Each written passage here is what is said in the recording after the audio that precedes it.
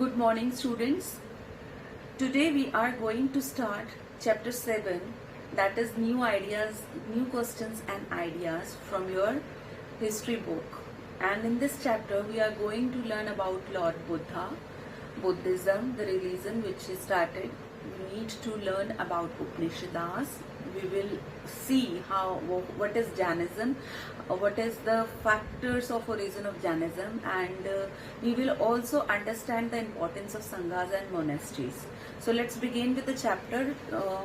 We will be reading NCERT book and getting the facts clear while reading it. So this chapter starts with a story that is about a girl who was first time going for her school trip, and she was going from Pune, that is in Maharashtra, to Varanasi in Uttar Pradesh, and her mother was telling her teacher that do tell the children about Buddha and take them to Sarnath as well. So that means they were going on a educational kind of trip, and her mother was insisting that they should learn about Buddha and see Sarnath. So we will also, while reading this chapter, see why Sarnath is important. So let's begin with the story of Buddha. Siddhartha, also known as Gautama, the founder of Buddhism. Underline this. Who was the founder of Buddhism? Siddhartha और गौतमा. जो सिद्धार्थ थे, जिनका दूसरा नाम गौतम था, वो Buddhism एक तरह का रिलीजन है हमारी कंट्री के अंदर, जो कि यही फ्लरिश हुआ और बहुत सारी कंट्रीज में स्प्रेड आउट किया गया.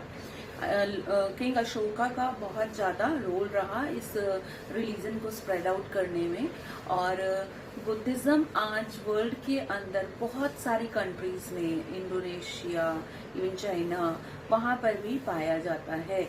और लेकिन इसकी रीजन इंडिया से हुई थी, और जो उनके जो संस्थापक कह लीजिए या फाउंडर जो थे, वो सिद्धार्था थे, जिनका दूसरा नाम गौतम भी था. He was born about 2500 years ago. तो कितना पुराना इसका हिस्ट्री है, 2500 years ago. This was a time of rapid change in the lives of people. As you saw in chapter 6, some kings in the Mahajanpadas were growing more powerful. Janpadas से Mahajanpadas की transformation we have read in the last chapter. We have seen how the small Janpadas slowly and gradually evaluated into Mahajanpadas. We have discussed the differences which were there in Janpadas and Mahajanpadas. So you know that the activities like big things were being organized.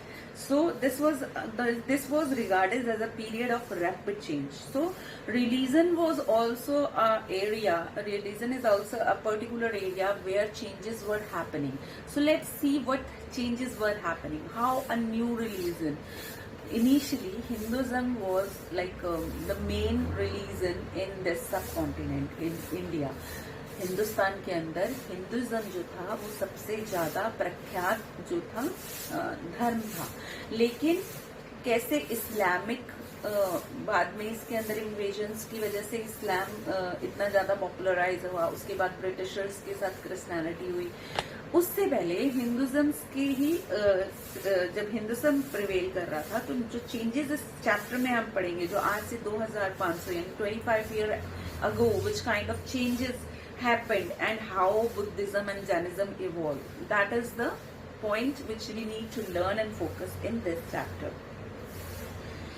So, as I told you that like life was becoming fast and new cities were developing, life was changing, new cities बन रही थी, यानी एक तरह से urbanisation भी start हो गया था, राइट. शहरों की तरफ लोगों का जो था, गांव दूर दराज की तरफ से लोगों ने शहरों की तरफ भी भागना शुरू कर दिया था, या ये कहिए कि नए शहर बसने शुरू हो गए थे. Many thinkers were trying to understand these changes in society. They also wanted to try and find out the true meaning of life. The Buddha belonged to a small Gana known as the Shakya Gana and was a Kshatriya. देखिए, आपको वर्णों का जो वर्ण system बताया था, जो classification of class बताया था आपको लास्ट चैप्टर में, like there was Brahmans, then there was Kshatriyas, then Vaishya and then the Shudras. तो आपको बताया जा रहा है कि बुद्धा जो थे, ही वाज क्षत्रिय बाय वर्ण, ही वाज क्षत्रिय, और शकाया गना, गना भी हमने पढ़ा था कि जहाँ रिपब्लिक था, वज्जी जैसे रिपब्लिक्स थे, वहाँ पे गना होते थे। गन मतलब रिपब्लिक होते थे, जहाँ लोग मिलके जो है डिसीजंस लेते थे, मिलके किसी पर्टिकुलर सोसाइटी को रन करते थे। तो वो सत्या गना के जो थे वो उस गन को बिलोंग करते थे। Underline these two words, this might come as 1 mark questions, like to which Gana Buddha belongs to, or what was the varna of Buddha. तो आपको पता होना चाहिए कि he was a Kshatriya Varna and he belonged from Sakya Gana. When he was a young man, he left the comforts of his home in search of knowledge. इन्होंने संन्यास ले लिया था, renunciation of the world, यानी कि समाज दुनिया का त्याग कर दिया था। और वो क्या खोज थी, जैसे कि अभी हमने ऊपर वाली लाइन में पढ़ा था, that the people wanted to find out the true meaning of life. तो उसी ट्रू मीनिंग को जानने के लिए इन्होंने भी घर के कंफर्ट्स को छोड़ दिया था और ध्यान या ज्ञान की खोज में ये घर से निकल पड़े थे। He wandered for several years meeting and holding discussions with other thinkers, और बहुत सालों तक इधर उधर घूमते हुए ज्ञान की प्राप्ति के लिए कि आखिर जिंदगी की सच्चाई है क्या। He was like wandering from one place to another place. He finally decided to find his own path to realization and meditated for days on end under a peepal tree at Bodh Gaya in Bihar. Please underline this Bodh Gaya tree, peepal tree in Bodh Gaya in Bihar. So अपना meditation करना, ध्यान लगाना और ज्ञान की प्राप्ति करना. And this particular place, Bodh Gaya, is very relevant in the for Buddhists, as this is the place where he got enlightened. यानी जहाँ उन्हें ज्ञान की प्राप्ति हुई, जहाँ वो जो खोज रहे थे जिस सच को, वो उनकी खोज पूरी हुई. This was that place. So you might be asked a question which will be like name the place where Buddha attained enlightenment. Okay, yeah. What was the importance of Bodh Gaya in Buddhism? इस तरह से question आ सकते हैं, तो underline this thing, this is important. After that he was known as the Buddha और the wise man. ठीक है, जब उनको एनलाइटमेंट हुई ये बोध गया के अंदर, तो इनको बुद्धा का नाम दिया गया, जिसका मतलब होता द वाइज वन. इससे पहले इनका नाम सिद्धार्था था या गौतम था.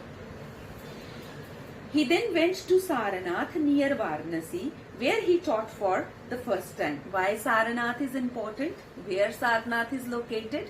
Sarnath is located in Varanasi. And why Sarnath was important? Sarnath was important because it was the place where Buddha taught for the first time after getting enlightenment. उनको जब सिद्धि प्राप्त हो गई थी, जब उनको ज्ञान प्राप्त हो गया था, तो पहली जगह जहां उन्होंने समाज को अपना उपदेश दिया वो जगह सारनाथ थी. तो that is why Sarnath is also very important place in Buddhism. तो एक तो आपका बोध गया हो गया जो कि बिहार में है, दूसरा सारनाथ जो कि वाराणसी में है. आपसे पूछा जाता है where is Sarnath located, where is Bodh Gaya located. So underline these two lines, these are important and these can be asked as 1 mark question. So what is the meaning of Buddha? It is a question in itself, the wise one. 1 mark point of view, say I am discussing all these questions so that you can be like underline these portions, and when you go through the chapter, you can, when we underline one thing, one particular thing, obviously it attracts our attraction. ठीक है, तो जब आप reading करेंगे तो focus आपका इसी पे जाएगा, and that is the target. That is the target कि आप इन लाइन्स को रीड करें and this get registered into your mind, so that whenever you are asked a question, तो आपके पास आंसर होना चाहिए. जी बोध गया जो है वो आपका बिहार के अंदर है, सारनाथ आपका वाराणसी उत्तर प्रदेश में है, ये आपको पता होना चाहिए. So he spent the rest of his life traveling on foot, going from place to place, teaching people till he passed away at Kushinara. Please underline Kushinara. What is the name of the place where Buddha was like Buddha meet his death, here where he passed away? That place is Kushinara. अब teachings की बात करते हैं. ये तो जहाँ उन्हें attainment मिली, वो कौन से गण से थे, कौन से गणा को रिप्रेजेंट करते थे, क्या उनका वर्ण था, और कहाँ उनको ज्ञान की प्राप्ति हुई और कहाँ उनकी डेथ हुई. This was all we have read in the last paragraph. Now let's focus on the second page, that is 66, and you see a picture over here. What is this? This is stupa at Sarnath. This building known as stupa was built to mark the place where Buddha first taught his message. So it is a tourist place now, right? People all from all around the world who like follow Buddhism, they come here, and this is a great place of great importance for them, right? तो आपको पता होना चाहिए कि सारनाथ जो थी वो जगह थी जहां उन्होंने पहला उपदेश दिया था, और ये स्तूपा बना हुआ है वहां पर. So let's talk about his teachings now, which are very important. The Buddha taught that life is full of suffering and unhappiness. Buddha ने बोला कि जो लाइफ है that is full of sufferings, वो मतलब दुखों से भरी हुई है और उसके अंदर बहुत जो है दुख है, यातनाएं हैं, right. This is caused because we have cravings and desires which often cannot be fulfilled. ये जो हमारी इच्छाएं हैं जो कि बेअंत है, that is endless है, कि एक चीज मिल गई दूसरी चीज चाहिए, दूसरी चीज मिल गई, then we move on to the next thing. So this is what we consider life is. But what these learned people say that the misery of our life is because of this unwanted desires, right? These are the root cause. हमारी जो इच्छाएं हैं, हमारी जो इच्छाओं को अगर हम कंट्रोल कर लेते हैं तो हमारी लाइफ बहुत अच्छी हो सकती है. तो जितना भी हम सफर कर रहे हैं, ये जो भी हमारा दुख का कारण है, वो ये इच्छाएं हैं, which sometimes even if we get what we want, we are not satisfied and want even more for want of other things. So the Buddha described this as thirst or tanha. आपको तन्हा पूछा जाएगा, but इस tanha, the desire, the want for more, ठीक है, the thirst for getting more and more things is not as tanha. He taught that this constant craving could be removed by following moderation in everything. उन्होंने बोला कि हर किसी के लिए त्याग संभव नहीं है, आप चीजों को प्राप्त करने की कोशिश कीजिए, लेकिन मॉडरेशन, अति नहीं होनी चाहिए. कहते हैं अति किसी भी चीज की बुरी है, excess of everything is bad. So it should be in limit, it should be under control. That is what he preached, that कि जितनी आप अपनी इंद्रियों का, आप अपनी इच्छा शक्ति के ऊपर जितना काबू करेंगे उतना आपके लिए अच्छा रहेगा. He also taught people to be kind and to respect. उन्होंने बोला कि इज्जत कीजिए the lives of others. दूसरों की जिंदगी की इज्जत कीजिए, उनको मारिए मत, चाहे वो एनिमल्स ही क्यों ना हो. He believed that the result of our actions called karma, whether good or bad, affect us both in this life and the next life. यानी कि वो आगे के जीवन में भी विश्वास रखते थे. वो बोलते थे कि हमें अपने कर्मों का भुगतान करना है इस जन्म में भी और उस अगले जन्म में भी. तो this is what Hinduism always preached. Hindustan still preach कि आपके कर्म जो होने चाहिए वो आपका मेन फोकस होना चाहिए. गीता जिन्होंने पढ़ी है वो बहुत अच्छे से जानते हैं कि कर्म के ऊपर कितना ज्यादा फोकस किया गया है. तो why we are reading all this things, what is the point of reading all this things? Because these readings, what we want to get, what we want to achieve by teaching you students these things. हम क्यों पढ़ाते हैं आपको history में, हम ये क्या पढ़ा रहे हैं, आपको क्यों पढ़ा रहे हैं? Why we are teaching you this? Because this is the ultimate. एक तो जो बुद्धास या जितने भी लर्न एनलाइटेड पीपल हुए हैं, इनकी जो टीचिंग्स हैं एक्चुअली उनको लाइफ में अप्लाई करके हमको बहुत हैप्पीनेस मिलती है. ये सोसाइटी के वो नॉर्म्स, वो ट्रेडिशन हम आप में ट्रांसमिट कर रहे हैं, वो नॉलेज हम आप में ट्रांसमिट कर रहे हैं जो कि सोसाइटी के नॉर्म्स हैं.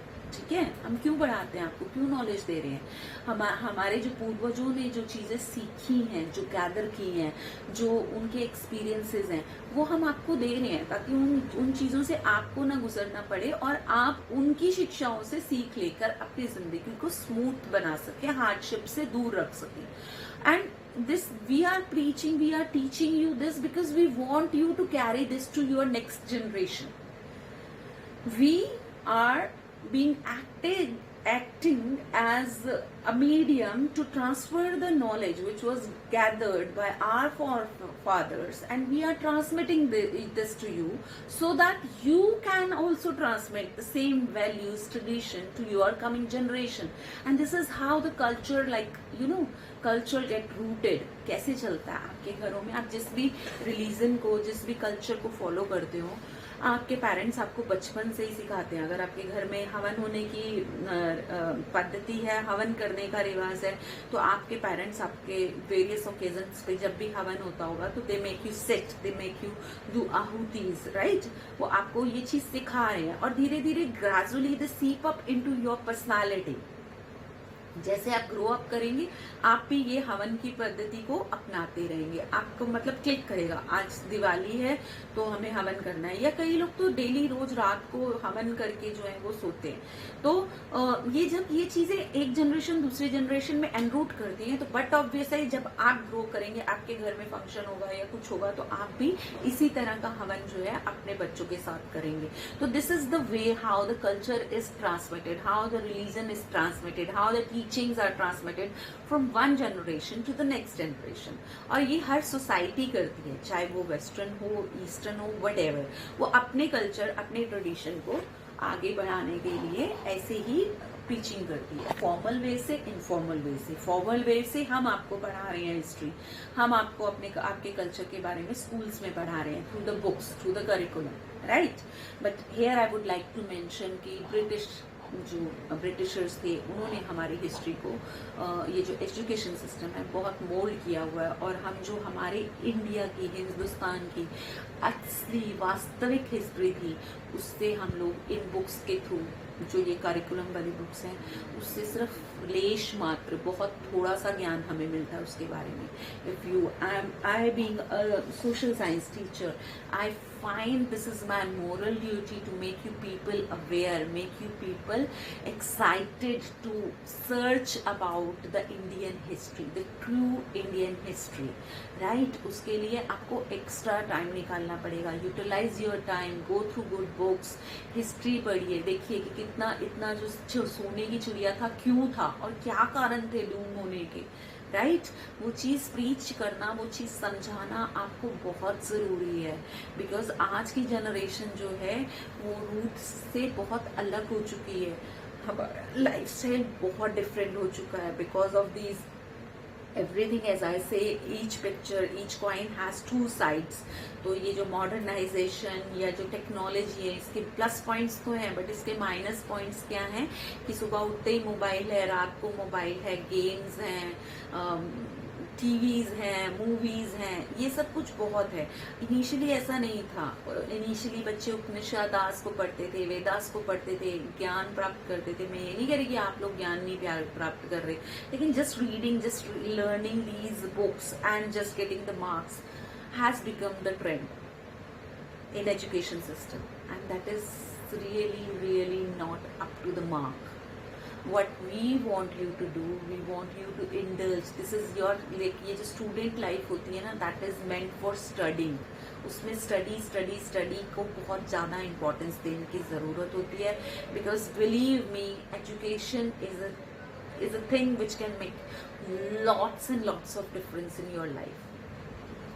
सो चैप्टर के साथ साथ ये चीज़ें आपको, ये जो मॉरल वैल्यूज़ हैं, ये जो वैल्यूज़ हैं, एथिक्स हैं, ये देना भी this is my duty, this is part of my job. तो आपको बताना कि क्यों समृद्ध था हमारा देश, आपको इंट्रोसेट करना, आपको आपके अंदर ये क्रिएटिविटी जो है, इस क्रिएटिविटी के लिए आपको एक्साइट करना, दिस इज़ माय जॉब. आप पढ़िए, साइट्स देखिए. You are a blessed generation, you are a generation which everything is there on your tips. Now it's up to you whether you want to gather good knowledge or bad knowledge. What is this good knowledge, bad knowledge? These are the norms which are set by society, right? जो आपको हम preach करते हैं, ऐसा करना चाहिए, ऐसा नहीं करना चाहिए. जो नहीं करना है उसको भी जाके देख सकते हैं आप कि क्या नहीं करना है, ठीक है. एक क्रिएटिविटी होती है, एक एनालाइजेशन अपना इंडिविजुअल होना चाहिए, वो स्किल होना चाहिए आपका कि आप चीज़ों का खुद से विश्लेषण कर सकें. ठीक है, उसमें बड़ों की गाइडेंस होनी चाहिए, लेकिन कहीं ना कहीं आपका दिमाग भी चलना चाहिए. That is very important.